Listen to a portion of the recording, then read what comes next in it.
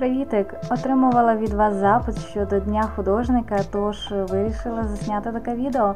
Я вже робила таке, і якщо вам цікаво, то залишу вам посилання вгорі. І що ж, давайте подивимося, що складається мій день. Якщо пощастить, то я починаю з малювання, а що буде далі, ви побачите у відео.